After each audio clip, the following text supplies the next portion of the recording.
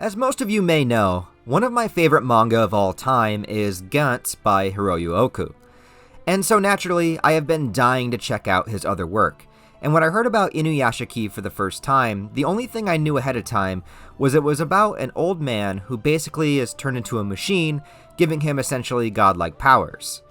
And that brief description, though simplistic, is basically the premise of the story as it begins, adding in the flair of Oku's intensely creative design work when it comes to technology and weapons, and also allowing him to focus deeper on the type of character that we don't typically get to see as a protagonist in manga, especially when it comes to superhero or superpowered oriented characters. I'm going to avoid spoilers to the best of my ability in this review, but if you want to go into Inuyashiki knowing absolutely nothing as I did, I can tell you that this manga provides an excellent balance in delivering on the traditional brutality and violence that Oku may be known for creating with something like Gantz, but also really focusing on the emotional side of an aging character trying to do what's right. And honestly, I was not expecting how deeply sad, emotional, and beautiful the final half of this manga was really going to get. There were times where I was honestly tearing up a bit at the tragedy that I was watching and the pure wholesomeness of the character that we are following.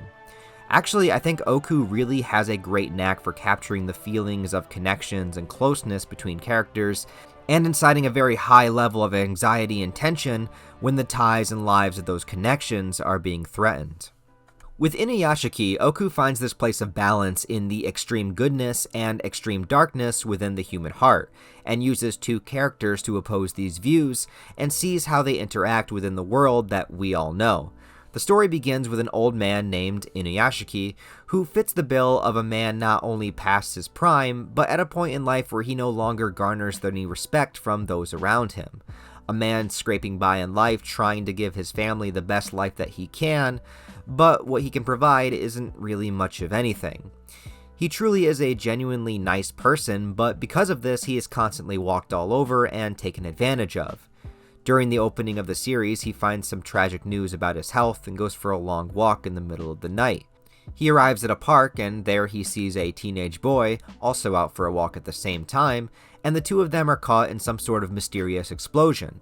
And awakening the next day, Inuyashiki finds himself to have turned into a machine, but still with the appearance of his human self, leading him to existential questions like, did I actually die? Was I ever human? What exactly is happening to me? Is this current version of himself really him, or just some sort of imitation? And feeling already ripped away and isolated from his very purpose in life, this new development leaves him with an intense desire to just feel, well, human, even though he is the farthest thing from, at least from a biological standpoint. The idea of having an old man as your protagonist in a manga is something that I very much enjoyed about this series. Of course, the young male protagonist is easily relatable and the standard of starting your character on his hero's journey.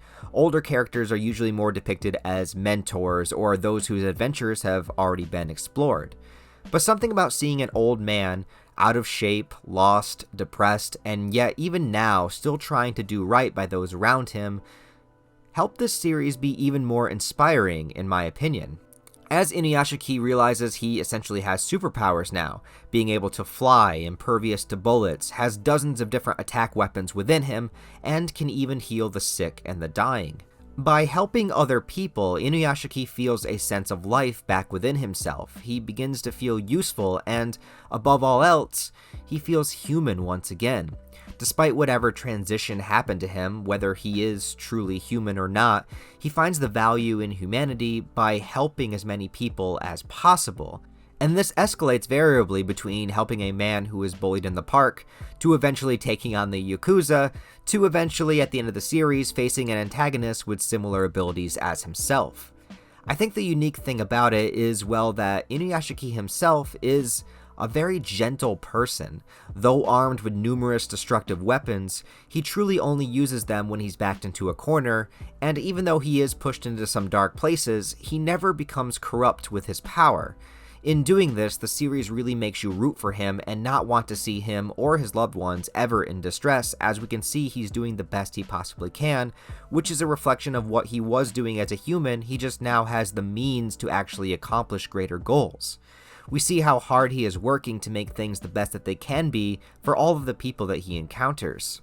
But then, we juxtapose this with our antagonist in Hiro Shishigami. To provide a yin and yang example of these powerful abilities, Hiro is the teenager who also was transformed into a machine the same night as Inuyashiki.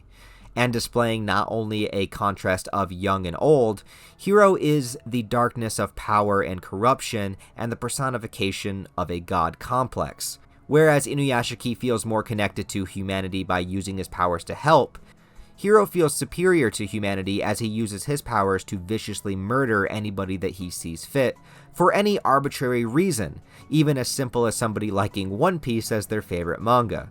That part's kind of funny. Hiro is where Oku displays the dark and violent nature of his manga style, and uses this character to show the other side of what humanity has to offer.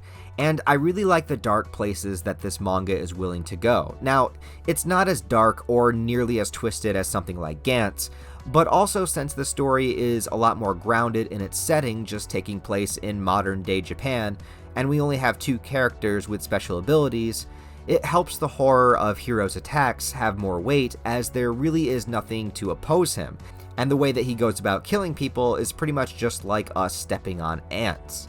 His trademark way to kill somebody is simply to hold out his finger like the spirit gun and blasting people's brains out. But Hiro is also not a one-note character. Not completely, anyway. He's more of a god-complex sociopath who doesn't really have the empathy factor for other people's feelings. However, he does have people that he cares for in his own life. And at times you see shades of the possibility that if he had had a better guiding influence in his life, or if he had been shown love from the get-go, that he may not have wanted to go down the road that he did. None of this excuse his actions by any means, but I did like how the series did a good job of putting you into the headspace and then contrasting that with Inuyashiki's. Now, speaking of the contrast, I have to give my thoughts about some of the themes of this manga, or at least what I interpreted the themes to be. I might be way off base, but just this is what I got out of it. So, like I said, you essentially give godlike powers to 2 polar opposite people. And here's a little bit of a spoiler alert. It's just a real quick thing. It doesn't really ruin the story, but it's something I feel I have to mention to give an explanation. But you never find out how or why they are turned into machines, because that's not the point. The point is how 2 different people from 2 wildly different walks of life respond to the same life-altering circumstances. They say when people are on the verge of death, they show you who they truly are underneath all of the social facades that we need to put on to function on a daily basis. But I think the same thing is also true when people are given power, and perhaps the entire manga is an experiment as to what happens when you give people this power. Can a person stay pure, or will they be corrupted? Or will a person who is predisposed to evil, are they able to change on any level? Can evil become good, and can good become evil? Is there a balance, or will there always be a war? The powers that these characters have are astronomical, even being able to hear and speak through multiple sources of technology, and use that technology to attack as Hiro does, even sending blasts of energy through smartphones to headshot people from a distance. But Inuyashiki uses the technology factor even differently, being able to hear cries of distress all over Japan and even all over the world, almost like a godlike being being able to hear cries of prayers. Now, there is a lot of talk in this manga of the devil and God from characters who are citizens of Japan just watching these events happen. As Hiro's identity is revealed to the world and his murder sprees become larger and larger, he is called the devil, or considered to be a devil by the people. And when Inuyashiki makes himself known with his healing powers and they're broadcast on live TV, they see him as a healing god-like figure, a god on earth, one that can hear their prayers through technology and come to them in order to help them. And it's all how people view the actions that are beyond their comprehension, that they relate it to a more spiritual kind of thing. And again, I like the contrast that it's all technological if they're machines, if they're robots, but it's still being attributed to something spiritual. And maybe the theme of good and evil, of what a god could do, or what a god should do, or maybe is meant to do, is I think a focal point of what this manga was trying to get at. If one is omnipotent, they could be a destroyer or a creator, And after all, do you not need both to understand the extremes of the human condition? And have we not all at one time wanted to heal somebody that was sick that we loved, and at the same time have we all not fantasized a couple of times about getting rid of somebody we hated if we had the power, if we could just blast them away with a finger gun? The potential for both is within everyone, and that's just a part of being human. I have to give Oku a lot of credit for creating this manga and exploring it as well as he did within the midst of these two characters that were both fascinating to follow. I also love how he did not hold back on some of the brutality of the scenes, and I really liked how incredibly wholesome this manga could be in spite of its darker moments. Obvious warning that this is a very adult seinen manga. Some of the deaths are very explicit, there is some nudity, and the darker atmosphere of some of the chapters might not be for everyone. But it is a hell of a lot more tame than something like Gantz. And through it all, I love how Inuyashiki was portrayed and that his loving nature and drive to help was not compromised in service of the darker moments. And I honestly don't really have any negatives to say about this manga. Maybe if I had to nitpick, it would just be simply that the story really only has one arc, since the story is only 85 chapters, so the potential may be cut short by its length, that it didn't really have time to go beyond the initial premise. And as I stated in my spoiler, you don't really get any details as to why this happened or who did it, or if Inuyashiki and Hiro are their true selves or if they are just copies. But, like I said, that's not the point of the story. Oku kind of likes doing that thing to his audience and putting you in the same headspace as the characters. If they don't know what's going on, then you don't know what's going on. But as I have stated many times, I'm a character over plot kind of person. If you have amazing characters that I enjoy reading and discovering, then the plot becomes second-hand to me. I could watch them all playing Scrabble for 6 chapters, as long as I was hanging out with great enjoyable characters. And Inuyashiki does not disappoint when it comes to great engaging characters. If you are interested in a dark sci-fi story with a unique protagonist that you don't get in many other manga, a great antagonist who also goes through a lot of development, and not to mention Oku's absolutely insane artwork and skill when drawing technology and battle pages, then you are going to love Inuyashiki.